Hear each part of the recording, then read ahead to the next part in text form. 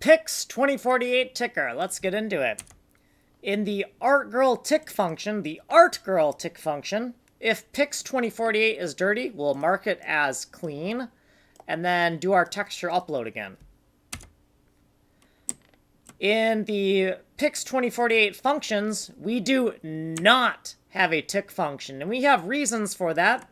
Basically, it would be spaghetti code to make this function because of the dependency order. PIX2048 is included before artGirl, but artGirl is the one that knows about the texture slot. So it just makes no sense to have a text push for PIX2048. We need to use the artGirl text push. Here's what we did previously. And here's all my justifications as to why I did what I did. And here's all we did. We just did a texture push if master memory is dirty. And it's kind of weird because the artGirl tick function is responsible for looking at PIX2048's dirty flag. That's kind of weird, but it was the best organization possible.